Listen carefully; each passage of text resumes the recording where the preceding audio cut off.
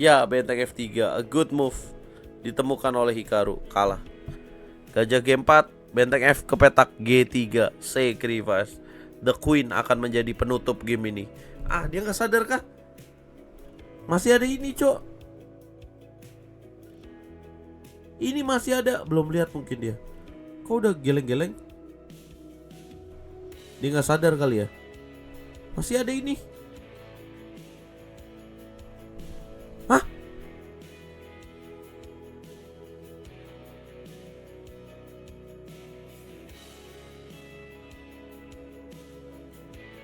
Hikaru nggak ngeliat ada benteng FG3.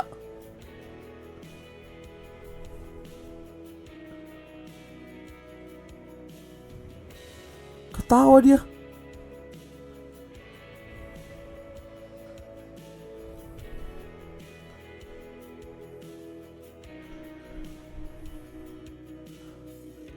Terlalu cepat nyerah ya guys. Kemana dia kok nge-lag? Padahal Hai, terima kasih sudah klik video ini. Di video ini gue mau bahas pertandingan antara Hikaru Nakamura melawan Magnus Carlsen. Teman-teman, waktu kita kecil kan kita diajarin untuk pantang menyerah ya, sebelum kita benar-benar tahu itu kalah gitu. Nah, ini ada kejadian lucu di game ini, dimana harusnya ya gimana ya, ya lu nonton terus sampai video ini habis ya, dan gue akan jelasin, menganalisa apa yang terjadi di game ini. Dan ini lucu banget. Apakah Hikaru kena mental atau I don't know lah guys.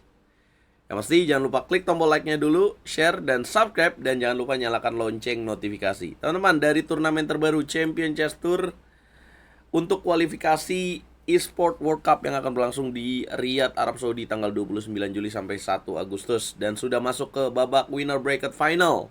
Ada 2 bracket, winner dan loser. Akhirnya terjadi lagi El Clasico. Hikaru memulai dengan langkah kuda F3, dan ini game keempat ya, dimana formatnya 4 game. Kuda F6, G3, B6. Magnus Carlsen sedang memimpin jalannya pertandingan guys, dengan memimpin 1-0. Gajah G2, gajah B7, kemudian D3, C5. Artinya kalau Hikaru menang, maka kejadiannya atau skornya akan berimbang dan akan lanjut ke Armageddon game. E4 dimainkan, reti opening. Kemudian hitam D6, putih lanjutkan dengan rokade. Dan kemudian hitam G6. Putih kuda ke petak G5, hitam langsung mengancam dengan H6. Putih mundur dengan kuda ke petak H3. Baru 8 langkah, manuvernya sangat ciamik ya Hikaru Nakamura. Kemudian Magnus kuda C6 menutup ancaman dari bishop G2. Kemudian putih F4, hitam E6. Kemudian putih C3 menjaga petak center, hitam bishop ke petak G7. Putih queen ke petak E2, hitam lanjutkan dengan mengamankan raja. Kemudian Hikaru menekan lagi dengan G4. Artinya ada 3 pion sejajar yang sangat mengerikan guys. Tapi Magnus Carlsen cuek, dia mainkan serangan dari sayap menteri B5. Kemudian putih G5, hitam kuda mundur ke petak H7, pertukaran pion di petak H6, dimakan lagi dengan bishop. Dan Hikaru Nakamura mainkan queen G4 dengan tujuan bagus ya, melakukan ikatan pada raja di petak G8. Tapi sebenarnya ada langkah yang lebih bagus, yaitu untuk fokus mengembangkan perwira lebih dulu. Queen G4, kemudian Magnus lanjutkan serangan lewat sayap menteri dengan B4. Kemudian putih queen ke petak G3, pertukaran pion dilakukan, dimakan lagi dengan pion oleh putih. Bishop ke petak A6 menekan pion di petak D3.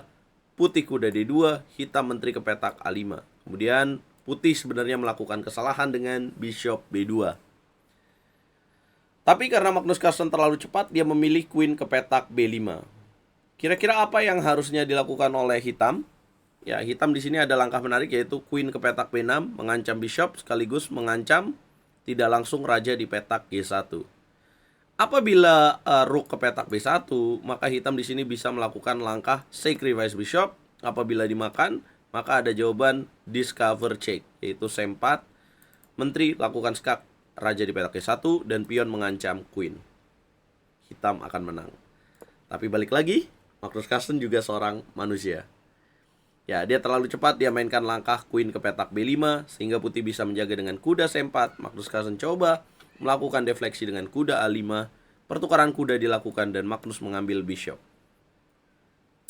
keadaan menjadi unggul buat putih tipis dengan mainkan langkah C4. Tapi hitam coba membongkar dengan E5. Putih menjawab taktis F5. Dan ini langkah menarik dari Magnus. Magnus sacrifice pawn di petak G6 dengan queen ke petak D2. Hikaru mengambil pion, dimakan lagi pakai queen skak. Raja geser ke petak H8. Ternyata Magnus berencana untuk membuat jalur G terbongkar dan memindahkan benteng ke petak G8, teman-teman. Ada pion gratis di petak D6, tapi tidak diambil oleh Hikaru. Ya, dia lebih memilih kuda mundur ke petak B3. Apa yang terjadi kalau diambil pion D6? Maka bishop E3 skak, raja geser ke petak A1, dan hitam akan melanjutkan serangan dengan benteng G8. Walaupun putih bisa lakukan skak kembali, tapi ada benteng G7 yang akan tetap mengancam bishop di petak G2. Apabila bishop ke petak F3, maka hitam akan makan kuda di petak A5. Nah, maka jangan lupa juga bahwa menteri di petak D2 sedang melakukan ancaman pada kuda di petak A5. Jadi putih lebih pilih kuda B3, kemudian hitam bishop E3 skak. Mohon maaf, hitam melanjutkan dengan menteri ke petak E3 skak, raja ke petak H1, benteng ke petak G8, dan putih tetap tidak berani mengambil pion di petak D6. Dia lebih pilih menteri ke petak H5. Lagi-lagi, karena kalau ngambil pion D6, takut di-sacrifice begini, guys. Ya, padahal ini seru juga sih untuk dilakukan. Ini yang akan terjadi. Ya, gak berani lah putih. Memang unggul tipis buat hitam. Akhirnya putih memilih menteri ke petak H5. Dan Magnus Carlsen langkah ke-28 tetap lakukan sacrifice the rook yang sebenarnya blunder. Raja makan rook di petak G2, hitam lakukan benteng ke petak G8, raja mundur ke petak H1, bishop ke petak C8, putih mainkan bishop rook ke petak F3, dan hitam mainkan bishop ke petak G4. Tujuannya, tapi dia mainkan dulu menteri ke petak E2. Karena kalau langsung bishop G4 salah ya, teman-teman. Apabila bishop ke petak G4 langsung dimakan aja aman. Maka queen ke petak E2, kemudian rook ke petak G1, dan disinilah momen kelucuannya, guys. Momen krusialnya, di mana Magnus Carlsen mainkan bishop G4 yang sebenarnya ini merupakan keunggulan buat putih.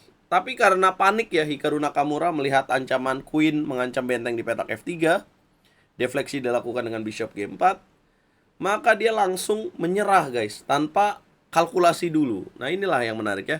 Jadi terlihat di kamera Hikaru Nakamura bukannya mikir dulu, oh masih ada jawaban gak ya, dia hanya panik dan kemudian akhirnya memencet tombol resign. Karena pertandingan ini dilakukan secara daring, guys.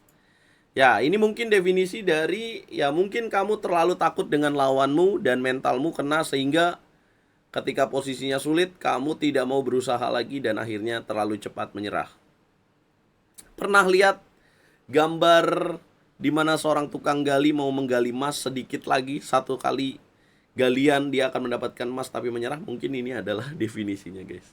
Tapi ini sering terjadi kepada siapapun ya, bahkan kepada saya sebagai seorang pemain catur. Kita terkadang terlalu cepat menyerah pada posisi yang sebenarnya kita masih mampu untuk bisa bangkit bahkan menang. Dan seperti inilah hidup, guys. Ketika kalian merasa sudah terpepet dan ingin menyerah, seharusnya kalian lihat lagi apa yang bisa kalian lakukan. Jangan-jangan kalian bisa bangkit dan bisa jadi lebih hebat. Berkat kemenangan ini, Magnus Carlsen akhirnya menang di babak winner bracket final dengan selisih 2 poin ya. Di game pertama kedua miss, game ketiga dan 4 milik Magnus Carlsen. Dan Magnus hanya tinggal menunggu lawannya saja di grand final. Siapa yang akan menjadi lawannya? Jadi nanti malam jadwalnya adalah loser quarter final, loser semifinal ya, yang akan dilanjutkan dengan loser final, guys. Dan grand finalnya akan dilanjutkan tanggal 23. Jadi nanti malam akan semakin seru ya, teman-teman. Nih, jadi Magnus sudah masuk ke grand final. Hikaru tinggal menunggu partai dari loser bracket, yaitu Nodirbek bertemu Fedosev, kemudian Nepo bertemu Maxim. Partai yang menang dari Nodirbek melawan Fedosev akan lanjut ke sini, ketemu hasil dari Ian Nepo bertemu Maxim. Kemudian kalau mereka sudah selesai, nah yang hasil dari mereka bertemu ini ketemu Hikaru Nakamura. Nah baru deh lanjut lagi ke grand final. Tapi hak istimewa yang didapatkan oleh Magnus apabila dia kalah di grand final, Misalkan baru 2 game nih dia kalah. Nah, dia tuh punya nyawa tambahan, guys. Jadi ada grand final reset. Tapi kalau Magnus yang langsung menang tanpa kalah, itu luar biasa banget. Apakah semuanya akan Magnus pada waktunya? Coba komen. Total hadiahnya 150.000 US dollar. Apakah Magnus akan mengantongi 25.000 US dollar? Atau akan dijegal kembali oleh revenge dari Hikaru Nakamura? Sebelumnya Hikaru Nakamura mengalahkan Ian Nepomniachtchi, guys. Atau siapa menurut kalian yang cocok menjadi lawan Magnus Carlsen di partai Grand Final? Kita ketemu nanti malam jam 22.00 hanya di YouTube RL Chess, the best streamer chess in Indonesia.